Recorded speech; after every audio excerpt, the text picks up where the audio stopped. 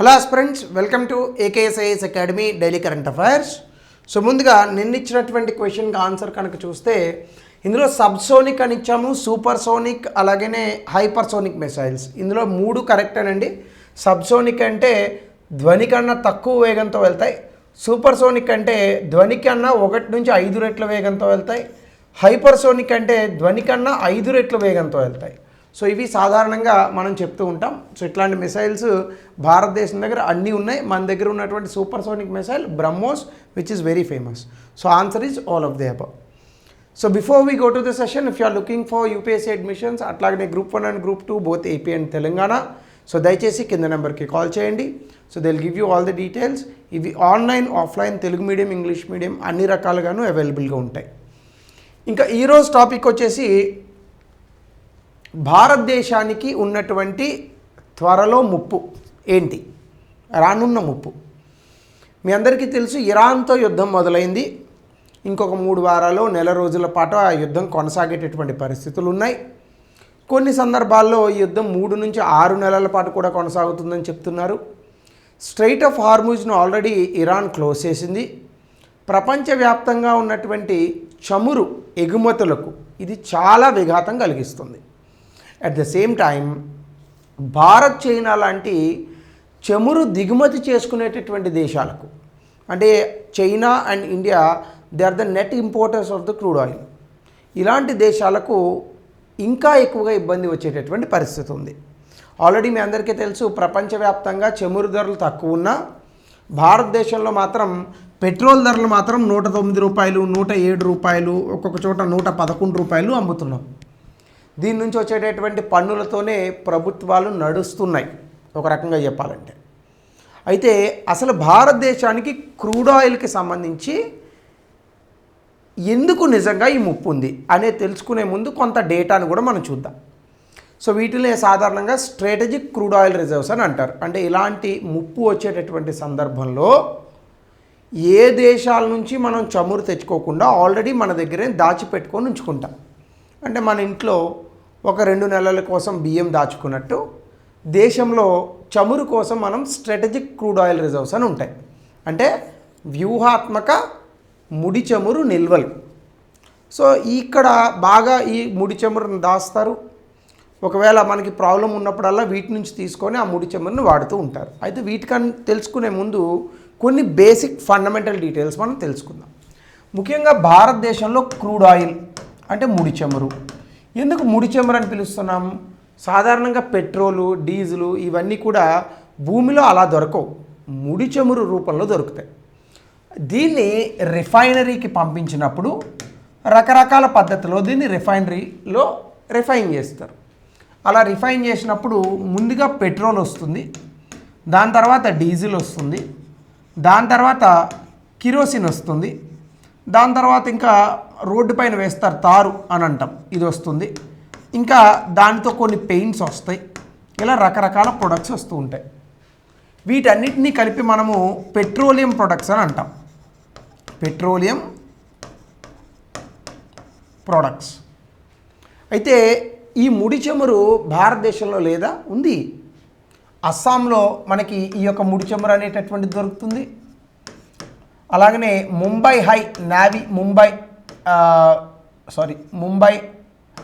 Navy Mumbai అని అంటారు, అక్కడ దొరుకుతుంది. ఇంకా మనకి గోదావరి కేజీ బేసిన్ అని అంటాం, కృష్ణా గోదావరి బేసిన్ అని కూడా అంటాం. అలాగే కావేరీ బేసిన్, కావేరీ నదిలో కూడా మనకు దొరుకుతుంది. అయితే మన దేశంలో మనకి దొరికేటటువంటి ముడి చమురు కేవలం భారతదేశంలో ఉన్నటువంటి అవసరాలలో 15% వరకు మాత్రమే సరిపోతుంది.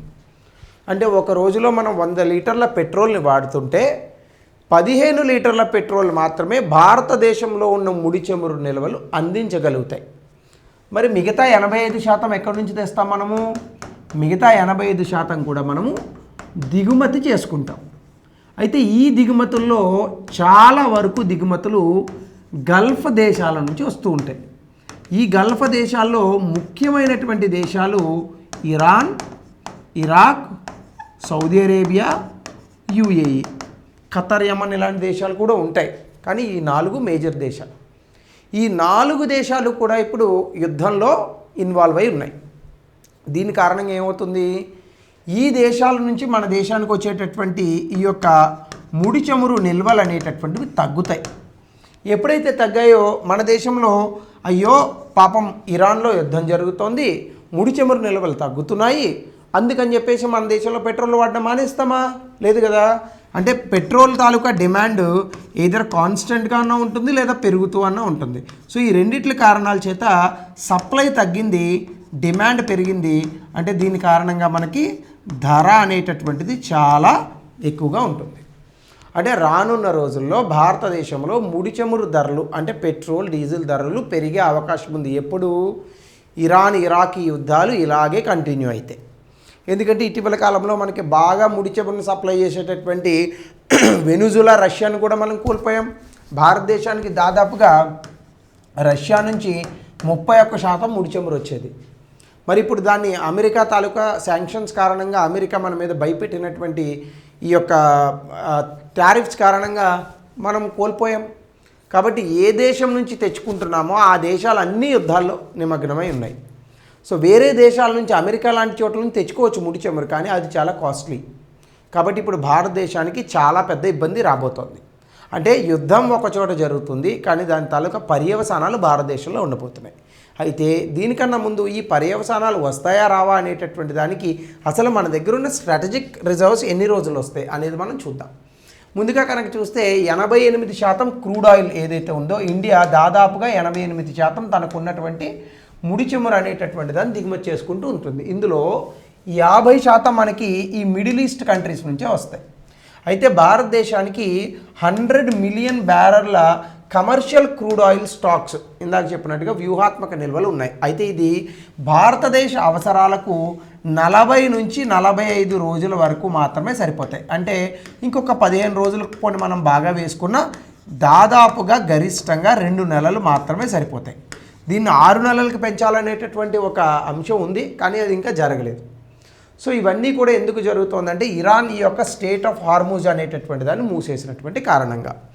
ఇక మనం స్ట్రాటజిక్ పెట్రోలియం రిజర్వ్స్లో కనుక వెళ్తే అసలు స్ట్రాటజిక్ పెట్రోలియం రిజర్వ్స్ అంటే ఏంటి? ఇవి ఏంటంటే stockpiles of crude oil maintain by the countries to ensure a stable supply of crude oil. మీ అందరికీ తెలుసు క్రూడ్ ఆయిల్. సో దీన్ని రిఫైన్ చేస్తే మనకి పెట్రోల్ డీజిల్ వస్తాయి. ఈ పెట్రోల్ డీజిల్ అనేటటువంటివి ఎంత ఇంపార్టెంటే దేశంలో ఉన్నటువంటి లాజిస్టిక్ సెక్టార్ అంతా దీని మీదే డిపెండ్ అయి ఉంటుంది.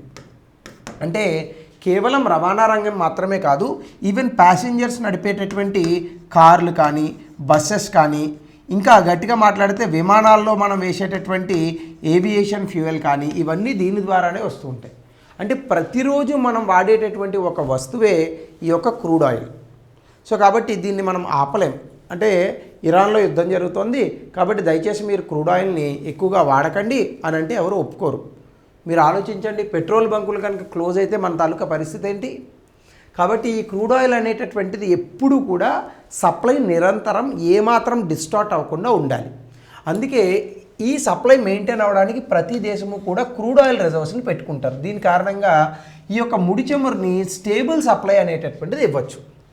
అయితే ఇక్కడ మనకి ఎందుకు ఇవి పెట్టుకుంటారు? అఫ్కోర్స్ ప్రపంచం ఎప్పుడూ ఒకేలా ఉండదు. Global geopolitical uncertainties or supply disruptions వస్తాయి. కొన్నిసార్లు ముడి చమురు అనేటటువంటి దాన్ని సప్లై చేసేటటువంటి క్రమంలో వేరొక దేశాల తాలూకా ప్రాబ్లమ్స్ వల్ల కానీ మన దేశమే యుద్ధం చేయొచ్చు, లేదా ఏవైనా కొన్ని టెక్నికల్ కారణాలు కూడా ఉండొచ్చు. ఫర్ ఎగ్జాంపుల్ ఏదో బాగా పెద్ద తుఫాన్ వచ్చేసింది, రోడ్లన్నీ పాడైపోయాయి ఆ దేశంలో. సో ముడి చమురు అనేటటువంటిది ఒక చోట నుంచి మరొక చోటికి ట్రాన్స్పోర్ట్ చేయడం కూడా కష్టమే కదా. సో ఇట్లాంటి సమస్యలు ఉంటాయి కాబట్టి ఏం చేస్తారు, అండర్ గ్రౌండ్ స్టోరేజ్ ఫెసిలిటీస్ చాలా పర్ఫెక్ట్ సీలింగ్తో అక్కడ వరదలు వచ్చినా తుఫాన్ వచ్చినా పాడవనటువంటి అండర్ గ్రౌండ్ స్టోరేజ్ ఫెసిలిటీస్ని పెడతారు. దీన్నే స్ట్రాటజిక్ పెట్రోలియం రిజర్వ్స్ అని అంటారు. దీని కారణంగా మనకి ఫ్లో ఆఫ్ ఎనర్జీ అనేటటువంటిది చాలా స్టడీగా ఉంటుంది. అలాగే దేశం తాలూకా ఆర్థిక వృద్ధి అభివృద్ధి అనేటటువంటి వాటిని ఇలాంటి కొన్ని తాత్కాలికమైనటువంటి ఇబ్బందులు ఆపలేవు.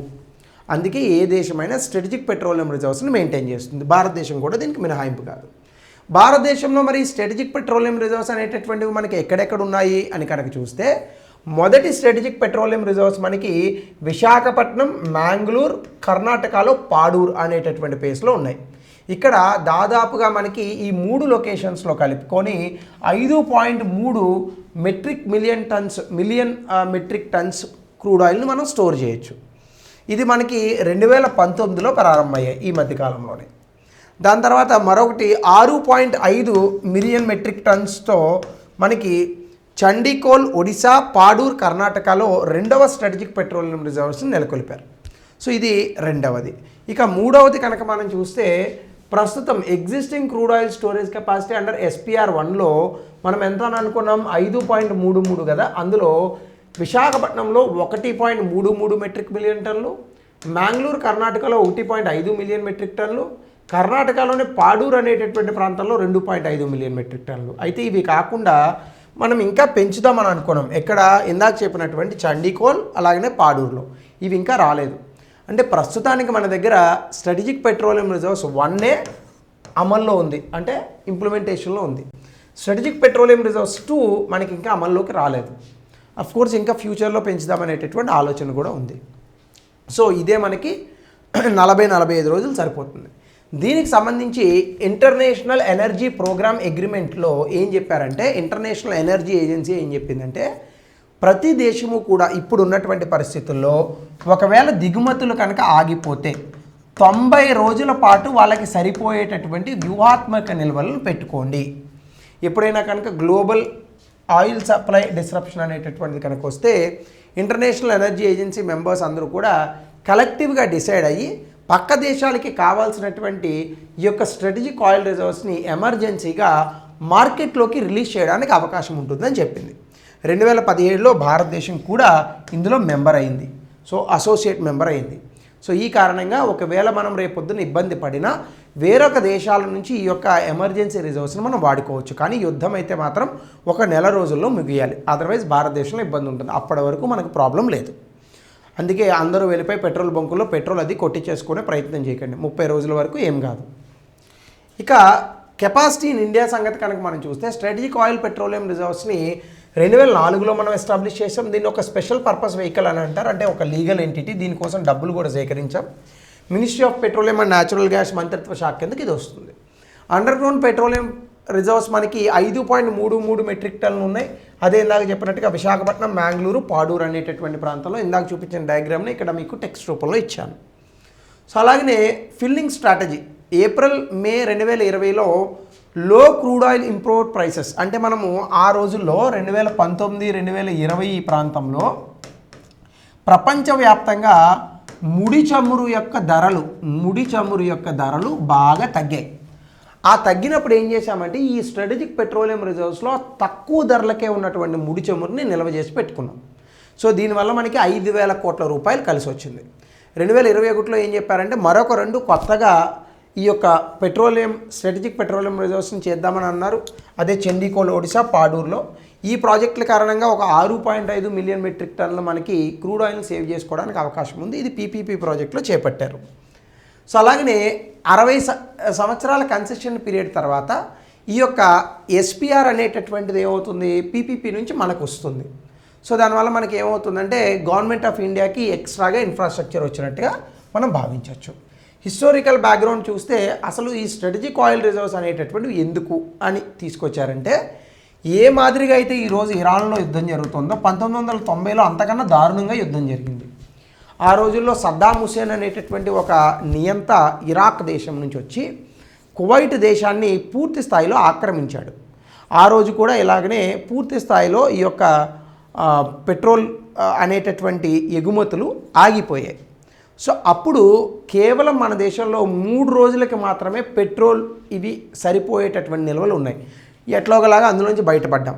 తర్వాత అటల్ బిహారీ వాజ్పేయి గారి నేతృత్వంలో 1998లో ఇలాంటి పరిస్థితి కనుక మళ్ళీ వస్తే భారతదేశం ఇబ్బంది పడకూడదు అనే ఉద్దేశంతో ఈ స్ట్రాటజిక్ పెట్రోలియం రిజర్వ్స్ని మనం తీసుకొచ్చాం. ఖచ్చితంగా ఇప్పుడు భారతదేశంలో 140 కోట్ల జనాభా, ప్రతి వారికి ఏదో ఒక వెహికల్ ఉంది. విపరీతమైన పెట్రోల్, డీజిల్ అనేటటువంటి మనం జనరేటర్స్ దగ్గర నుంచి ఈవెన్ విమానాల దగ్గర నుంచి కార్లు, బైక్స్ వరకు మనం విపరీతంగా వాడుతున్నాము. సో దీని కారణంగా మనకు స్ట్రాటజిక్ పెట్రోలియం రిజర్వ్స్ అనేటటువంటి అవసరం. సో అలాగనే ప్రపంచంలో మరి ఇట్లాంటివి ఉన్నాయా? ఎస్. అమెరికాలో చూడండి, మన దేశంలో ఎన్ని ఉన్నాయండి? కేవలం 100 మిలియన్ బ్యారెల్స్ పట్టగలిగేది ఉంది. అమెరికాలో 7 రెట్లు ఉంది. కానీ మన జనాభా ఎంత? 140 కోట్లు. అంటే 140 కోట్లకి 100 మిలియన్ బ్యారెల్స్ పట్టగలిగే కెపాసిటీ ఉంటే, కేవలం 30 కోట్ల జనాభా ఉన్నటువంటి అమెరికాకేమో 714 మిలియన్ బ్యారెల్స్ కెపాసిటీ ఉంది. అందుకే వాడు గొప్పోడు. అదే చైనాకి 475 మిలియన్ బ్యారెల్స్, జపాన్ దగ్గర 324 మిలియన్ బ్యారెల్స్. అఫ్కోర్స్ మనం జపాన్ నుంచి అప్పు తెచ్చుకోవచ్చు ఇప్పుడు. సో ఇది ప్రపంచంలో ఉన్నటువంటి నిల్వల యొక్క సంఖ్య. సో కాబట్టి ఈ రకంగా మనము ఈ యొక్క స్ట్రాటజిక్ పెట్రోలియం రిజర్వ్స్ని అర్థం చేసుకోవచ్చు. భారతదేశానికి ఇమీడియట్గా వచ్చినటువంటి సమస్య అయితే ఏదీ లేదు. ఒక 40 రోజుల వరకు ఈ ప్రాబ్లం అనేటటువంటిది ఉండదు. కానీ 30 రోజుల్లో ఖచ్చితంగా యుద్ధం ముగియాలి. బట్ భారతదేశం ఆల్టర్నేటివ్గా వేరే దేశాల నుంచి పెట్రోల్ కూడా కొంటోంది. సో ఇది మనం కంక్లూజన్గా చెప్పచ్చు. సో దీనికి సంబంధించి ఒక ప్రశ్న, దయచేసి గతంలో ఇచ్చినటువంటి క్వశ్చన్ ఆన్సర్ని కమెంట్ సెక్షన్లో తెలపండి. అలాగనే దీనికి రిలవెంట్గా ఒక క్వశ్చన్ నేనే ఇచ్చాను, 200 పదాల్లో దీనికి సమాధానం రాయండి. సో ఇది ఇరాన్ యుద్ధంలో భారత్ పడేటటువంటి ఇబ్బందులు. సో ఒకటి యుద్ధం చేస్తే ఇంకొకటికి ప్రాబ్లం ఉంటుంది. సో ఇది ఈరోజు session. In a new session will meet tomorrow with a new topic. అలాగే మీ అందరికీ కూడా హోలీ శుభాకాంక్షలు.